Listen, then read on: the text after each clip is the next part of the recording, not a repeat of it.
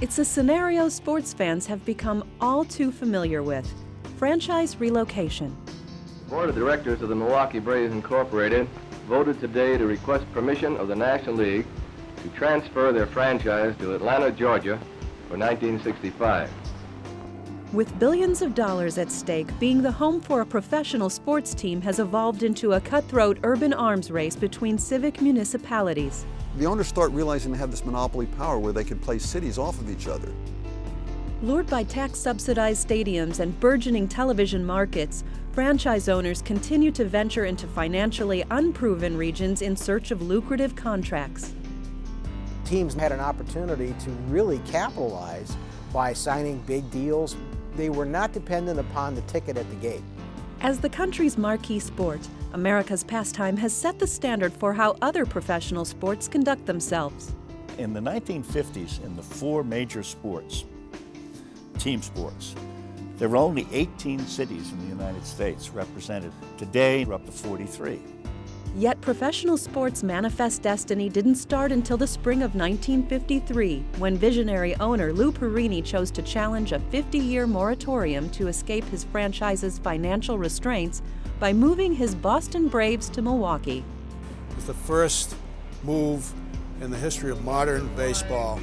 It took a tremendous amount of courage. His pioneering efforts made professional sports a Braves' new world.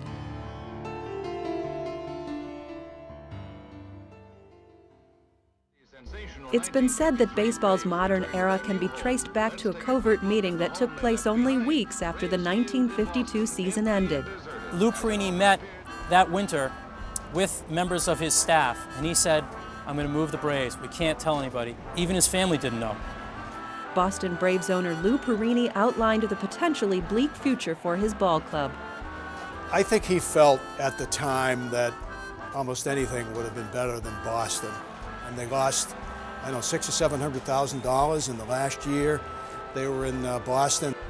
The Braves had slumped following their 1948 World Series appearance, with fourth-place finishes the following 3 seasons and a disastrous 7th-place fall in 1952.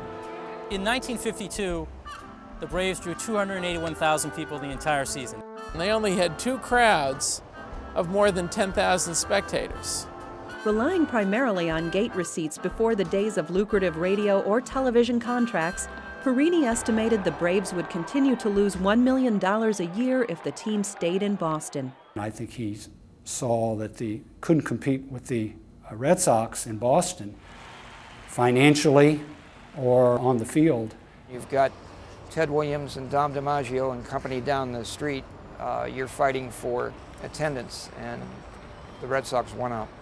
But leaving Boston would take an audacious act, since no major league team had been able to relocate in a half a century. I think he had thought long and hard about it, and it was a calculated risk, but it was a risk worth taking given the financial beating that the company was taking. Perini concluded there was only one solution to his dilemma. The whole move of the Braves to Milwaukee was one of the best orchestrated, best kept secrets, and he didn't even tell my mother.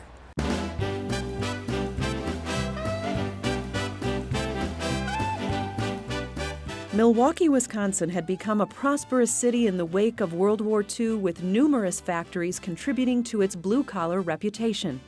Take the Menominee Valley. You begin with Harnischfeger and move along. You've got the Milwaukee Road Shops, you've got the Falk Gear Plant, you've got Chain Belt, International Harvester, Cutler Hammer, Keykafer. It was just lined with factories and probably tens of thousands of jobs down there. Not to mention places like Harley-Davidson. Yet the community was searching for a national identity, with aspirations of hosting a Major League Baseball franchise. I think the idea of Milwaukee becoming a major league city had a lure across the spectrum, economically, ethnically, socially. Baseball, and for that matter, any professional sports franchise that comes to a city instantly gives a city a big league identity. Without a prospective tenant lined up, Milwaukee civic leaders began building a stadium in 1950 on speculation that the city was capable of attracting a major league franchise. It was really unprecedented almost to build that kind of thing strictly with tax dollars. It cost $5 million, a considerable sum at the time. There were no guarantees Milwaukee would land a major league franchise after constructing their state-of-the-art stadium, but without it, the city would never be able to obtain one. Milwaukee County took one heck of a chance.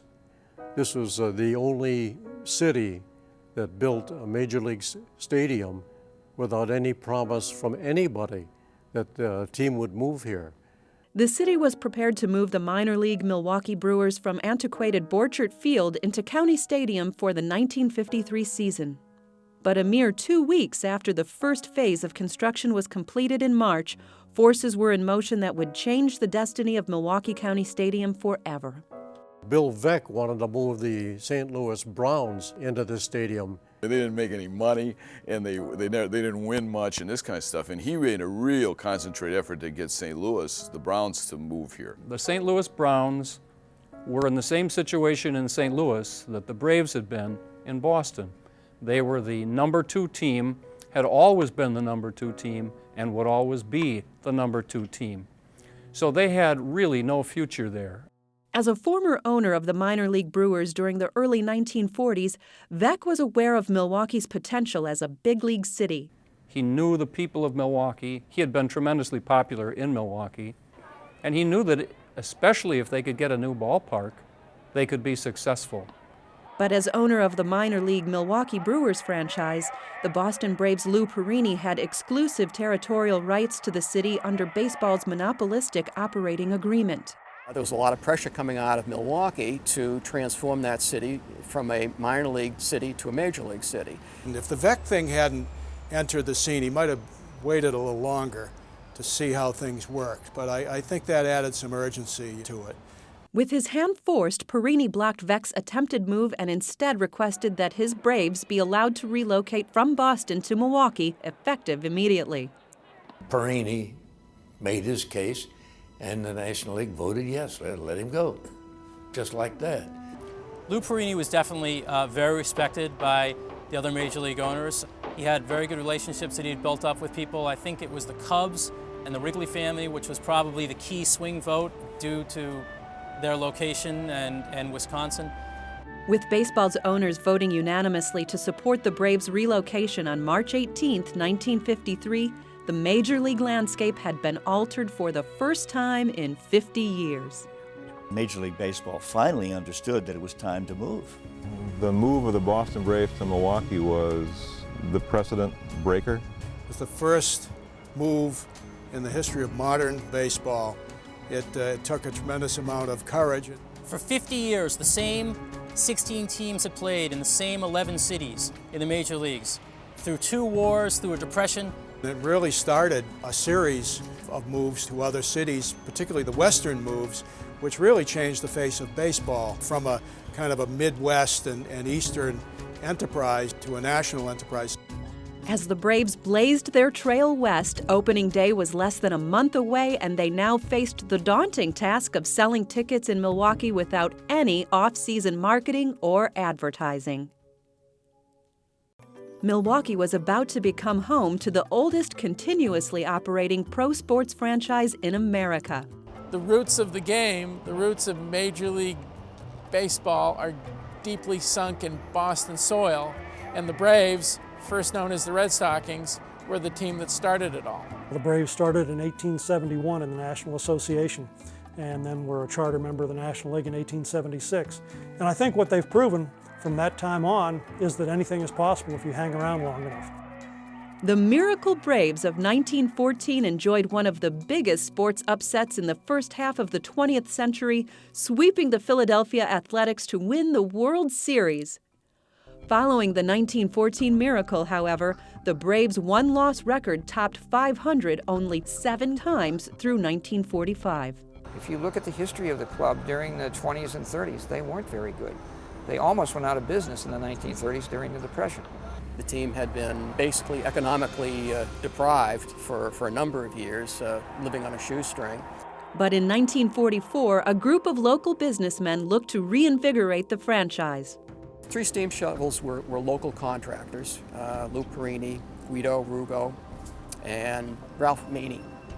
They came in with an objective of turning that around and building up a championship team. They made a number of purchases, spending quite a bit of money during that era. Their efforts resulted in the formidable pitching duo of Spahn, Sane, and Pray for Rain, falling just short of beating the Cleveland Indians in the 1948 World Series. Shortly after their '48 championship, they made a lot of blunders, traded players away, made bad moves, and really squandered the capital that they had gained with that '48 pennant. Perini soon bought out his partners and began rebuilding the Braves with the same approach that made his construction business immensely profitable during World War II. I think he saw the Braves as sort of a sleeping giant in a way, with tremendous potential that just wasn't being realized. For Perini, owning a Major League Baseball team offered several intangible benefits. It was almost like a marketing tool for the Perini Construction Company. My dad would use the Braves to bring people from Canada, owners, people he was trying to get jobs from, to baseball games. And allowed him to give something back to Boston.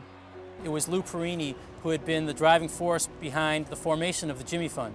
The legacy of the Braves in Boston is the Jimmy Fund. The Jimmy Fund is this marvelous charity which is really nationally recognized. When the Braves moved in 1953, one of the last things that Lou Perini did was meet with Tom Yawkey and said, "We're moving away, can you please take over stewardship of the Jimmy Fund for us and make it your charity like it was our charity?" Tom Yawkey said okay, and from that point on, the Jimmy Fund and the Red Sox have had a connection that lasts over 55 years. With the crosstown Red Sox continually drawing more than 1 million fans to Fenway Park, few Bostonians seem to notice the Braves equipment truck heading west. After years of apathetic support in Boston, Lou Perini hoped to draw 1 million in attendance, but was uncertain of how his Braves would be received in the unproven Major League Baseball frontier of Wisconsin. If one word could be used to describe the Braves' first season in Wisconsin, that word would be success. When the people of Milwaukee rolled out the red carpet to welcome the Braves, it was but a small picture of the prosperity both the team and town were to enjoy. It was the greatest thing, really. No, we didn't expect that. They arrived in town. They had to be bewildered by the greeting they received. 10, 12,000 people greeting them at the train station, another 60,000 greeting them in a parade. They were a full-blown cultural event. When we saw those people, we just said, my goodness, what's going on here? People treated them as, almost these gods who walked around, from a different universe. There really was a strong sense of identification between the fans and the players. They made you feel like not only were you just going out there and playing a kid's game, that you were really contributing something to the city and to the state. Fans and local businesses clamored to become a part of the big league atmosphere. They couldn't spend a dime in this town. They couldn't buy a meal. Somebody would pay for it, or the restaurants would pay for it. Sponsors would come in and say, I want to do this, and I'll give them all the groceries. I want to do this, we'll give them milk. I want to do this, and we'll give them a dry cleaning. They tripped over each other trying to give their product to the ball club. As the Braves' popularity spread, fans from over a dozen states ventured to County Stadium to experience the miracle of Milwaukee firsthand. With the parking lots at County Stadium, you'd see license plates from all over the Middle West, attracting fans into this brand new stadium with a team that really took off because of the excitement that the fans created. It was clear that the notion of a regional market was a viable notion. So I think that Milwaukee's experience reinforced that. The fans' season-long loyalty and enthusiasm helped the Braves finish second to the Brooklyn Dodgers in 1953, but made Milwaukee second to none when it came to fulfilling attendance expectations. The Braves drew 1.8 million fans in their first year in Milwaukee County Stadium. It was a National League record at the time. That is roughly double the population of the Milwaukee area. The Braves enjoyed nearly $1.5 million in profits as their move proved successful beyond all expectations. There are so many intangible benefits that you can't measure in dollars worth that go with having a big league team. City officials estimated that the team's arrival generated nearly $5 million in new business for Milwaukee. Certainly That spurred a lot of talk among the city leaders that, well, what else can we do to make this a destination point? Numerous civic improvements were implemented, some necessary and some window dressing, simply because the city had become big league. They had talked about a freeway system for some time, had not done anything with the construction of it. They started that after the Braves were here. They built a new museum over on Wells Street, and the library became just the library. There were street improvements along Wisconsin Avenue that took place in the early 50s. So the shopping district was exciting, the downtown was booming, it was the place to be. I think the Braves coming to Milwaukee and the impact of the first year let the world know that Milwaukee was a baseball city. Since attending a game at County Stadium required the hottest ticket in town, owner Lou Perini refused to permit any television broadcasts of Braves games, home or road, into Milwaukee territory. In those days, attendance, fannies in the seat, if you will, were the #1 financial resource for teams. Lou Perini didn't want to, I guess, overexpose the Milwaukee Braves. If you wanted to become part of the party, so to speak, if you wanted to be in on the biggest thing that had hit Wisconsin in so many years, and especially southeastern Wisconsin, you had to come to the games.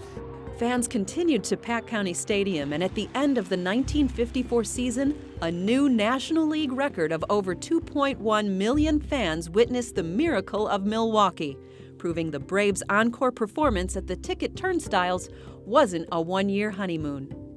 So it was great. The atmosphere, with the fans was great, the ball players also. It became such a thing that when you looked in the stands, they were looking at you. It wasn't just something to do or to be seen. It was really to come there because they loved the baseball team and they loved the players. I think one sports writer described Milwaukee County Stadium as a lunatic asylum with bases. One of the things that happens is you're in the stadium, there are 35 or 40,000 other people from Milwaukee or greater Milwaukee sitting there with you, and the Braves get the home run, and everybody in the stadium stands up and starts screaming together. They're all experiencing their Milwaukee-ness at that moment, and they're feeling some togetherness and some cohesion. I challenge you to tell me or show me another example in our society today where there's that same sense of excitement and community belonging that gets created when you're at a ball game like that. By the summer of 1955, the Braves were the envy of all of baseball as they continued to contend for the National League pennant, shatter attendance records, and reap unprecedented profits. The sleepy sport had a dousing of cold water thrown on its head, and any owner with an IQ over 80 noticed and said, wow, here are some opportunities. On July 12, 1955, Milwaukee seized the opportunity to showcase its new big league image on a national stage as it hosted baseball's All-Star Game. So it was a measure of civic pride. The Braves always made you feel like Milwaukee had that extra something special, besides having a great lake and all the other things that make living in Milwaukee as good as it is. But the Milwaukee Braves were kind of like an exclamation point. The atmosphere made an impression on the baseball elite in attendance, including Brooklyn Dodgers owner Walter O'Malley and New York Giants owner Horace Stoneham. He attended the All-Star Game in '55 and no doubt saw the enthusiastic crowd and the tremendous amount of gains they were made in just the 3 years they were there.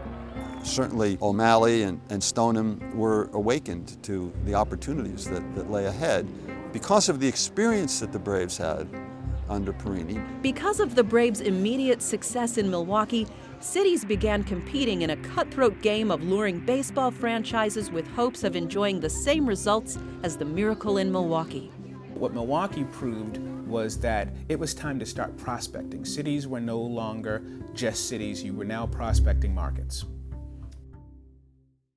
When Milwaukee County Stadium hosted nearly 6 million paid admissions in its first 3 seasons in a city with less than 750,000 residents, baseball's struggling franchises began re-examining their financial options. If you're a second team in a 2-team market, if you're the St. Louis Browns or the Philadelphia Athletics, you start to look at cities no longer as cities. Cities become markets. The immediate success of the Braves in Milwaukee became the catalyst for other franchises to relocate. I think other owners at the time saw the move that the Braves did, and if they couldn't get whatever support they needed for their ballpark locally, there were places that would give them that support, and they sought it out and found it. Receiving civically funded stadiums with ample parking, the Browns relocated to Baltimore's Memorial Stadium in 1954, reinventing themselves as the Orioles, and the Athletics successfully shifted from Philadelphia to Kansas City's remodeled Municipal Stadium in 1955. All of a sudden it broke everything wide open, but Milwaukee was the start of it. The Braves' success in Milwaukee also prompted Walter O'Malley to approach Brooklyn officials for a new stadium to keep his Dodgers competitive in baseball's new world order. His problem was Ebbets Field was obsolete, was in a not the best neighborhood. You only had about 800 parking spots for cars at Ebbets Field. But it was impossible to be competitive, trapped as he was in the middle of Brooklyn, when the world was changing and people were moving to the suburbs. With the Dodgers fan base moving out of the city and into the suburbs, Walter O'Malley approached New York's Parks Commissioner Robert Moses with the hopes of condemning some downtown Brooklyn land for a new stadium. It was really not that much of a gamble for Walter O'Malley to leverage that, saying, look at this Milwaukee example. They've got not only a parking lot that can expand, but they've also got a stadium that can expand that was built for baseball, that is a modern stadium. But when negotiations between the Dodgers and Brooklyn soured, O'Malley looked towards baseball's newest frontier. If you're O'Malley, what Lou Perini showed you was if you can tap into a market, if you can find a place and you can exploit it as a market, you can do something remarkable. They saw moving west and the hunger for Major League Baseball, not just in this one area. Clearly, just as the country was changing with the suburbanization, automobilization of the late 40s and 1950s and the introduction of television on a mass basis throughout the society, there was a westward movement. I think that O'Malley and a lot of other people were just licking their chops at the idea of going to Los Angeles. With Giants owner Horace Stoneham agreeing to simultaneously move the Giants to San Francisco, Walter O'Malley received permission from baseball owners to relocate the Dodgers to Los Angeles prior to the start of the 1958 season. O'Malley went out to Los Angeles. He brought his team out, and they gave him Chavez Ravine. They gave him all that land, built a stadium. That was the western expansion of baseball. Lou Perini and the Milwaukee Braves absolutely should be credited with the western expansion. It's like baseball's manifest destiny. Back in Milwaukee, County Stadium reached another astounding attendance record in 1957 as over 2.2 million fans witnessed the Braves endure a season filled with dramatic injuries, strategic trades, and heart-stopping heroics. On base, Hank Aaron steps in against the third Cardinal pitcher of the game, Billy Muffett. Here it comes. And there it goes. Hammerin' Hank hits a home run, and this one is special. The Braves did it, clinched the pennant. They came close before, but this is it. The end of years of frustration. There's a mob scene on the field, and why not? Victory didn't come easy, and it came late, so it's extra welcome. Milwaukee continued to enjoy the financial benefits of the Braves' success as approximately $8 million of fresh money was generated in 1957 and over $34 million since their relocation from Boston. It'll never, ever be duplicated. I don't care where they go, what happens, how many World Series you win, or whatever. That situation in Milwaukee will never, ever be duplicated. But the Braves were still considered underdogs against their World Series foes, the New York Yankees, who were expected to win their 8th Fall Classic in 11 years. They acted as though you weren't supposed to get them out. They were supposed to do whatever they wanted to do. I think up to that point, I don't know if the inferiority complex would be what the term I would use, but certainly there was this idea that we're out here in the middle of the country and a lot of folks don't know about us. When Milwaukee was sarcastically nicknamed Bushville by the Yankees, it only fueled the city's resolve as the Braves went on to win a dramatic 7-game World Series. He steps on third, and it's all over but the tumult and the shouting. the new world's champions of baseball, the Miracle Men from Milwaukee. As soon as that Matthews grabbed that grounder and touched third for the final out, every door in downtown business in Milwaukee opened up, and here's people coming out, and they're yelling away, and they're screaming, and that's what they all got in the middle of Main Street. You couldn't get a car through. It was just so spontaneous. It was great. And then when we took the plane coming back home, and we saw what was happening from the airport to downtown with that many people, I never thought I could see it. 400,000 strangers spilled into the streets as horns blared and factory whistles blew. Bushville wins. That was the headline in the Milwaukee Sentinel. And the party and the parade up and down Wisconsin Avenue really served notice that Milwaukee was a big league town. As the home of baseball's world champions, Milwaukee was proclaimed the baseball capital of the world by Mayor Frank Zeidler, truly making it a big league city in every sense of the term. This desire to be considered big league is the reason why so many municipalities end up spending very important public dollars to keep baseball teams and sports clubs in town. Following the 1958 Fall Classic, America's pastime was in the throes of an economic revolution prompted by the Dodgers and Giants' exodus west. The United States Congress held hearings that year to discuss the sport's sudden carpetbagger approach. Congress took no formal action following the hearings, so disgruntled franchises continued exploring prospective markets. By that stage of the game, anything was fair. If you could get it and get the vote, they'd moved any place. Good Lord, look at all the moves that have been taking place in Major League Baseball since that time. Good grief. It's shocking, frightening. For the first time since their relocation to Milwaukee, the Braves recorded a slight but unmistakable decrease in attendance despite repeating as National League champions. It seemed like the interest was fading. I think it was like 58 after we won in 57, and then we lost in 58, but we were right in there. After nearly 6 years of attendance bliss, the charm of Major League Baseball was beginning to dissipate in Milwaukee. Since the Braves were no longer breaking attendance records, getting a seat at County Stadium right before game time became a fairly common practice. The crowds weren't as extensive. Instead of going in and seeing, 35, 40,000 people, you'd see 7, 12, 15,000 people. And sometimes that included the grounds crew. Several contributing factors slowly led to the Braves' attendance demise. Fan favorites were traded away, promotions were discontinued, and a war of epic proportions divided the ball club from its fans. Somebody had the bright idea one day, well, why don't we get these fans to buy more stuff at the ballpark? Milwaukee was a lunch pail town. They were used to bringing their lunch, and at the ballpark, their lunch was their cans of beer. The early days, you could bring anything you want in the stadium, but they wanted you to buy their concessions.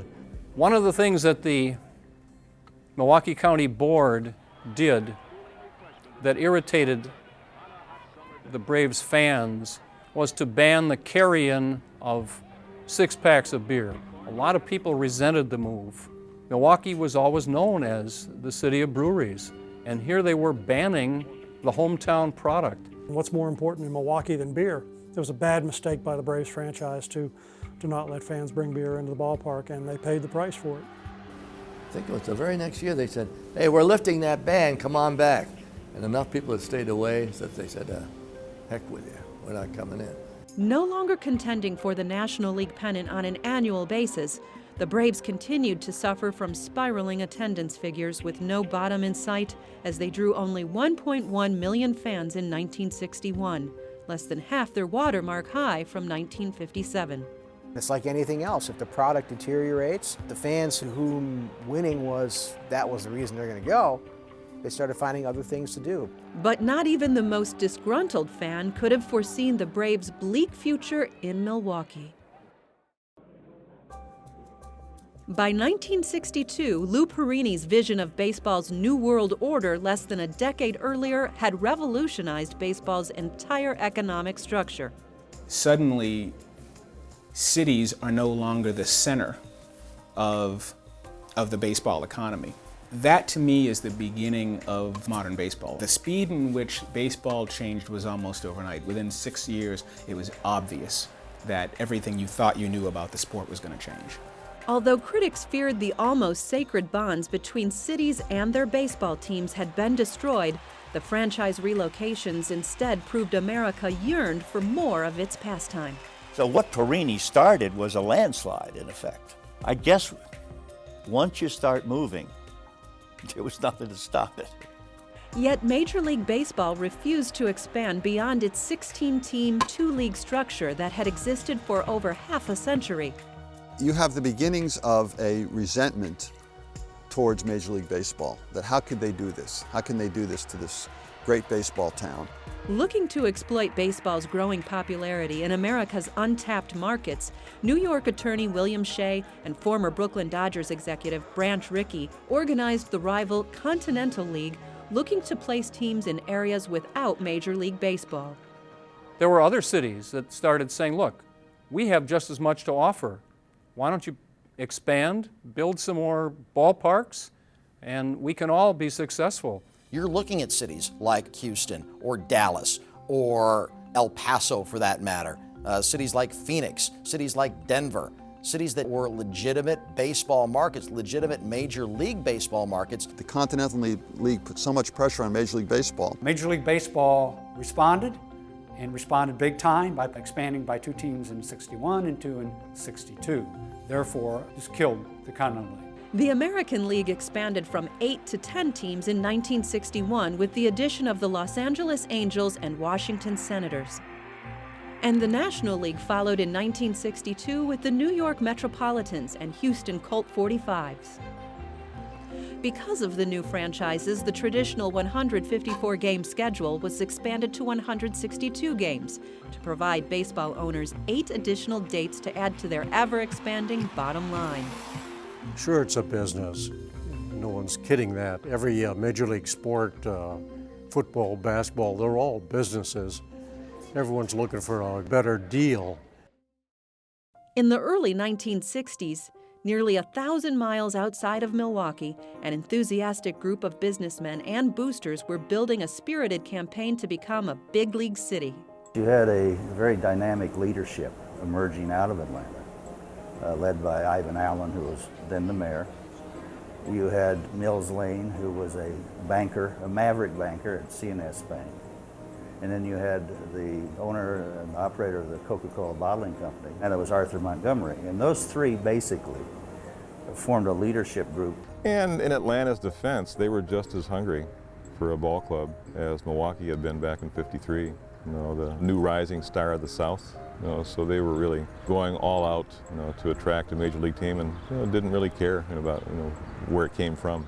What made Atlanta so appealing was the unlimited potential of its broad geographical base. At that time, more and more television was becoming the focal point of revenue streams.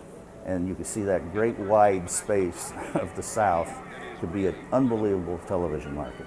A whole untapped television market. They had no competition. They had the whole South to themselves. Since baseball didn't and still doesn't share local television and radio broadcast revenue equally among the teams, owners were free to maximize their local profits without sharing among fellow franchises. Teams now had an opportunity to really capitalize by signing big deals for their television rights to broadcast their games, and later on cable deals, and suddenly they were not dependent upon the ticket at the gate. That was the big change. I think that's where baseball went from, America's game, so to speak, to this, big business. Although selling the broadcast rights to games had yet to materialize in the billion-dollar revenue stream it's become today, it was still quickly becoming an innovative and lucrative source of income. By today's standards, the money that owners were making beyond attendance was relatively small, but certainly they got in on the ground level When teams were doing well in the field, radio stations, television stations wanted a piece of the action. Granting geographical territories to each team, clubs established regional dominance through elaborate broadcast networks that carried games beyond their home cities. It's an amazing model when you think about it, to give your product for free to the fans at home. But what does that do? That builds interest, and it's more advertising than anything. And if you can make money off of advertising your product and draw more fans to your games, why wouldn't an owner do that? By 1962, even Lou Perini had buckled to the almighty dollar and allowed 15 Braves road games to be televised. Well, once again, it was out of fear. And you start getting to 59, 60, 61, where the Braves' attendance is dropping, and suddenly he cares about television again. After years of refusing to televise games, fearing it would cut into ticket sales, Perini realized the hundreds of thousands of dollars the Braves received in sponsorship and advertising dollars offset the team's declining turnstile appeal. The economy was changing, and the Braves saw a chance to get their money without having to worry how many butts there were in the seats. With a total attendance of 766,921 fans in 1962, the Braves ranked 8th out of 10 National League clubs. After reaping $7.5 million in profits during its first 9 years in Milwaukee, Lou Perini posted his first losses in 1962. From a standpoint of Lou Perini, he could probably see what was happening. Renowned for his sound business approach, the only owner in Milwaukee's major league history decided to get out of the baseball business. The Perini Corporation, which owned the Braves, went public in 1961. I believe my father was not happy, and the shareholders were not happy with him, because the first couple of years after the company went public, the company had some difficult construction projects, and the earnings weren't that good. So maybe the sale of the Braves was an opportunity to improve earnings. On November 16, 1962, Perini sold the Milwaukee Braves to the Chicago-based LaSalle Corporation, led by 34-year-old insurance broker William Bartholomew. We all were in other businesses, but we had a love of baseball, and we had pockets. Some of our pockets weren't quite as deep as others, but we managed to be able to finance the purchase of the Braves, which was $6.2 million was the price at the time. The Braves' new owners had a $2 million balloon payment due in 1968 and looked to generate new revenue streams.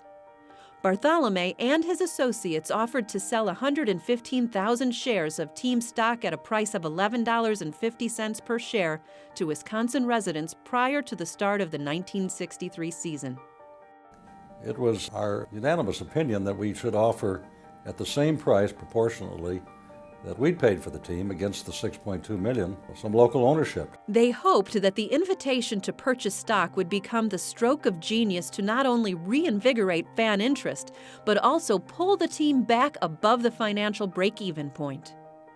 We were able to do that in a way. We had, I think, over 1,000 shareholders bought some shares. They didn't buy too many shares, but they bought some shares, and it put a nice flavor on it. The invitation to Milwaukee buyers was widely advertised and largely ignored, and was deemed a bust after only 13,000 shares were sold. The sale of the shares, it was a mixed bag. We thought we would sell maybe, what was the equivalent of 30–40% of the team, and we didn't. It was much less than that. After an off-season ticket sales push exposed the community's apathy towards the Braves, the rookie owners sensed they had bought into a grave situation. The best days had gone. The salad days, the high cotton days, they were gone. Attendance had been declining in Milwaukee. The Braves became a mediocre team, and they became a team that really didn't capture the imagination of the locals anymore. Remember Oliver Keekley, the sports editor of the Milwaukee Journal, called them the carpetbaggers from Chicago. And Milwaukee fans and Wisconsin fans really just did not trust these new owners. It looked like they had their minds on something else rather than making our ball club as good as it could possibly be. Seeking a quick fix instead of trying to revive Milwaukee's sagging attendance, the Braves' new ownership group began shopping for a new, hospitable venue. The rumors started, soon after the Chicago group bought the franchise from the Perinis. They were not exactly enchanted with Milwaukee. In 1963, Mayor Ivan Allen and a group of Atlanta officials pitched Atlanta's wonders to a group of Milwaukee's owners. During the All-Star game in Cleveland, the Braves were approached by a group of leaders in Atlanta. By the end of that fateful midsummer meeting, negotiations began between Atlanta and the Braves. Major League Baseball, one way or another, was going to have a team in Atlanta. By September, an agreement was in place to move the Braves to Atlanta for the 1965 season.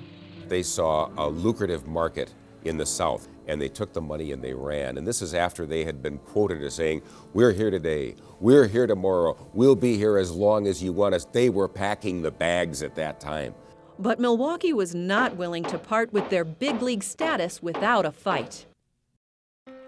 While the Braves' move was still perceived as a rumor in the court of public opinion, team ownership was becoming increasingly unhappy in Milwaukee. There wasn't enough money in Milwaukee. If you were going to compare the financial possibilities in Atlanta and Milwaukee, Atlanta would win every single time. A failed Go to Bat for the Braves campaign couldn't boost season ticket sales in Milwaukee or secure a $500,000 deal for radio and television rights.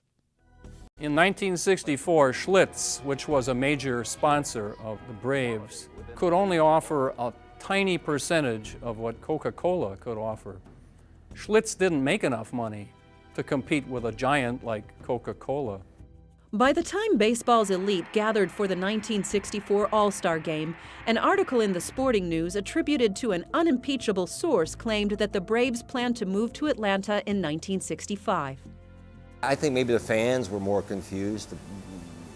The people in Milwaukee and Atlanta who was trying to put that whole deal together. You'd have somebody who worked in the clubhouse, or somebody that you knew in the front office that said, "Hey, they're going to sell this ball club from this group in Chicago, and they're going to move to Atlanta. I think Coca-Cola's involved and stuff." And then you'd hear a contradiction to that. Publicly, Braves officials issued a series of public denials hoping to quell the rumors.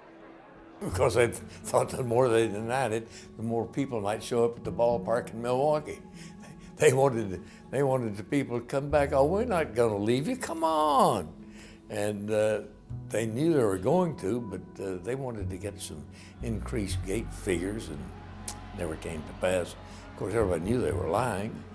Privately, Bill Bartholomew lobbied the benefits of the Braves' relocation to Atlanta amongst fellow owners. I worked with all the owners on the other teams and convinced them that this was not only the best thing for the Braves, but the best thing for the National League. The reality, I think, was that the market possibilities in the New South were too great for the owners to pass up. Atlanta had the potential of a California in terms of the last market that hadn't been tapped. When Milwaukee County officials offered to renegotiate the Braves stadium lease, suggesting an annual rent of $1 up to the first million admissions, Bartholomew and the Braves ownership declined, claiming to be fully satisfied with their existing lease. If you look at Milwaukee, what they did was they mined it until it was dry. And the interesting thing about that was there was no reason for the Braves to leave Milwaukee. It was simply that when you started to take your map of the United States out and start looking, these owners were prospectors.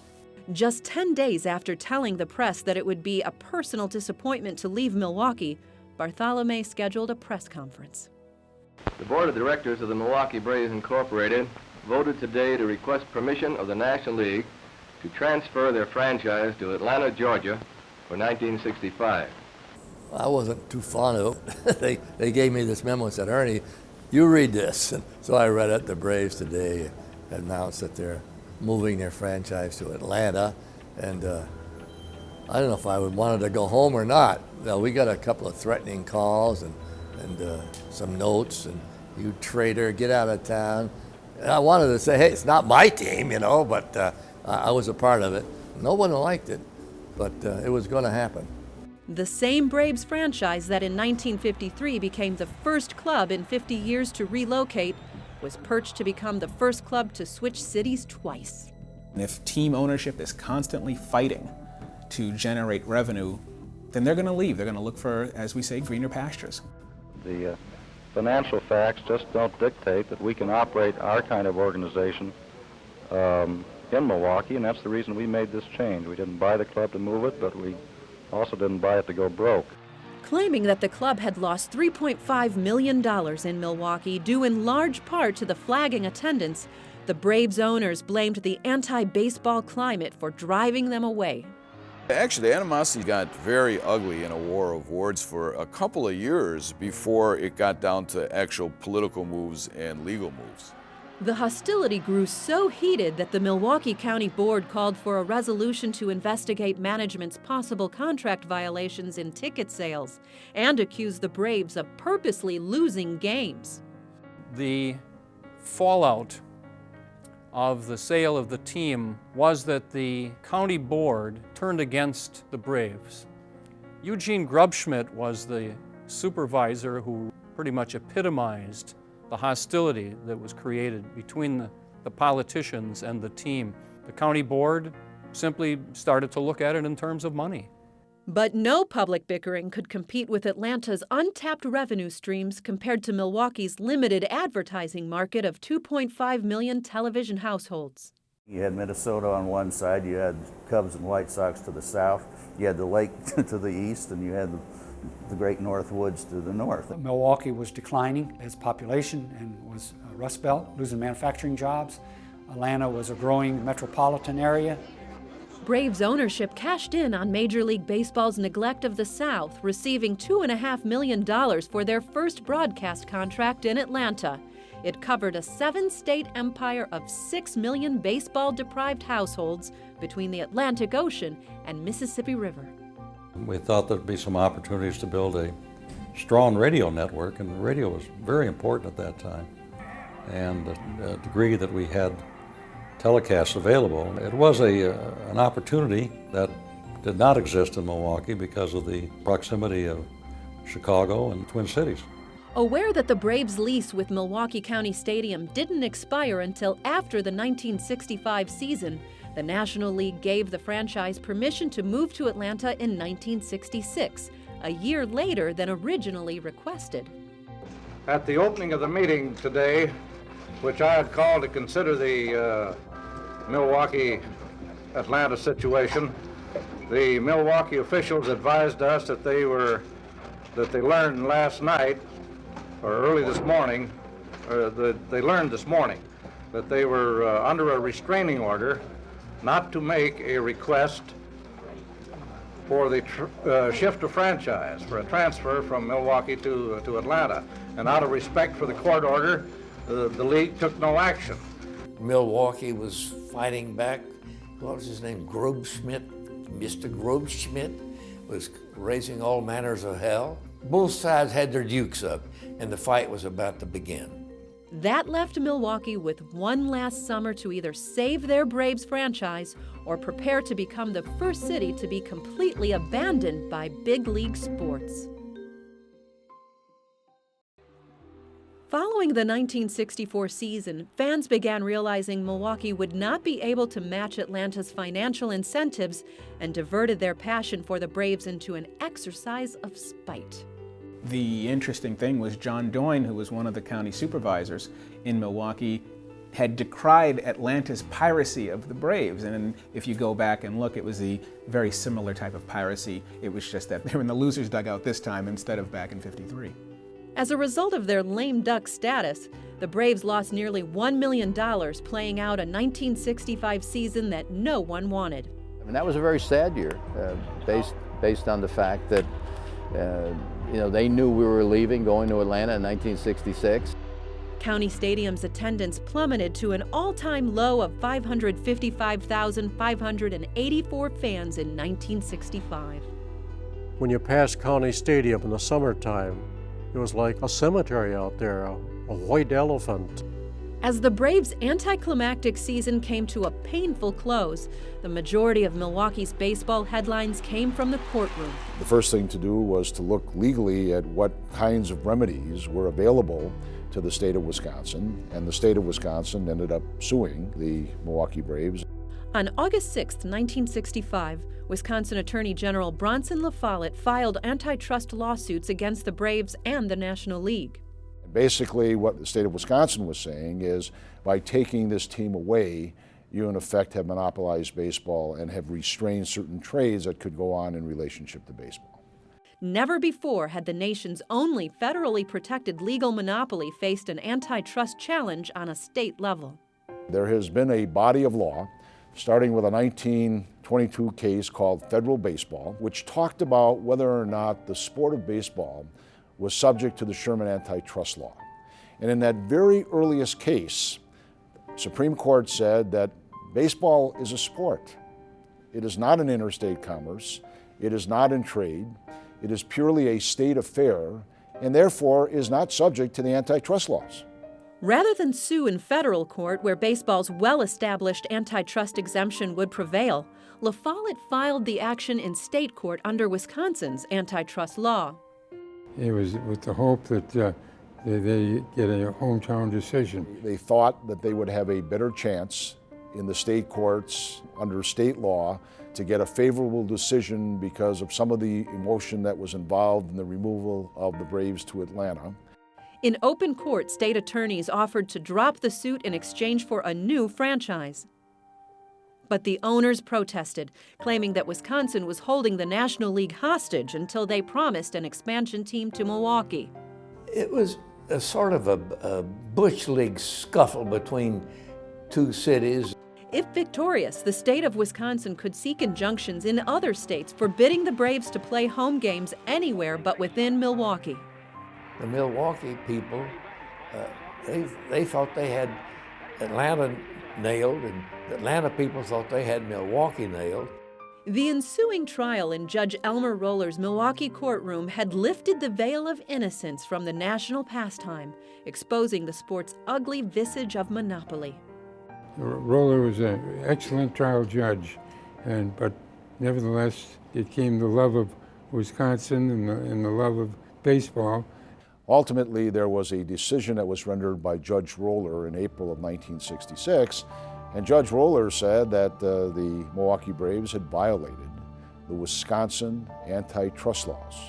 Following a series of appeals, injunctions, rulings, and reversals that continued throughout the 1966 season and into the winter, the state of Wisconsin asked that the U.S. Supreme Court hear the case.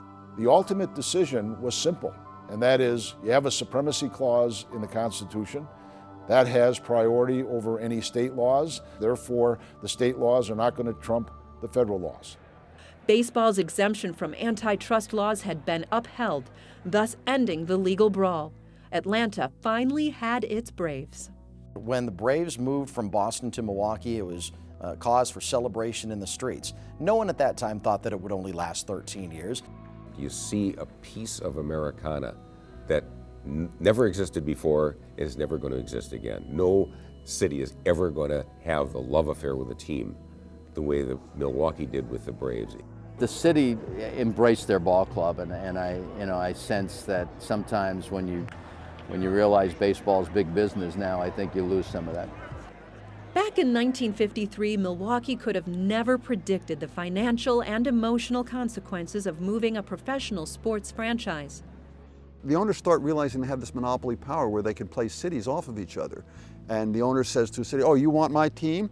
I'll bring it there, but by the way, you've got to build me a fancy new stadium. We still see it to this day with teams that are threatening their cities in all sports to get a better stadium or a bigger stadium or more revenue from their stadium. It's all about the stadium wars as much as an arms race as anything. The Braves proved that your business could be extremely lucrative and that you didn't just have to be a sportsman anymore.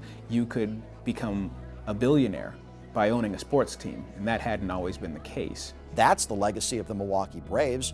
It's because without the Milwaukee Braves, would the Dodgers still be in Brooklyn? Would they have ever moved to Los Angeles? Atlanta baited the Braves with the same booster game plan Milwaukee had successfully formulated. And what Lou Perini was able to do was find a community that was willing to accept his team, that had already built a stadium, hoping to lure Major League Baseball to its city. No way did anybody expect that blueprint would ever be used against them, I don't think. We're in a competitive environment, okay? Cities seek these valuable rights. Politicians maintain their jobs and elevate their jobs as a result of sports teams. In the 1950s, in the four major sports, team sports, There were only 18 cities in the United States represented, and almost all of them were in that northeast quadrant. Today, we're up to 43. And everybody's, fighting for those franchises. It's amazing to me to this day to see cities underwrite some of the franchises, to see the people come out and spend the money they spend. That changed the dynamic completely. Now, instead of this asset being part of your community, you were always at risk. As municipalities fall victim to the high stakes of franchise relocation, team owners continue to enjoy their largest profits ever from corporate sponsorships, television revenue, and merchandising sales. On a proportional basis, it's kind of interesting, about 10 years ago, gross revenue for the entire league was about $2.5 billion, and this year it'll probably be between 5.5 and 6 billion. It's never been more profitable. The teams are making money, the players are making money, the ancillary people like television make money off of baseball. It's all about money. It's professional sports. Professional means money. While today's fans are continually reminded that America's pastime is a business after all, the game continues to endure, thanks to its timeless attraction. A lot of things have changed in this game, but the way you play and the way you perform and the reasons you win all remain the same. But Scour and Smash is backhanded by Matthews. He steps on third and it's all over but the tumult and the shouting. The new world's champions of baseball, the Miracle Men from Milwaukee.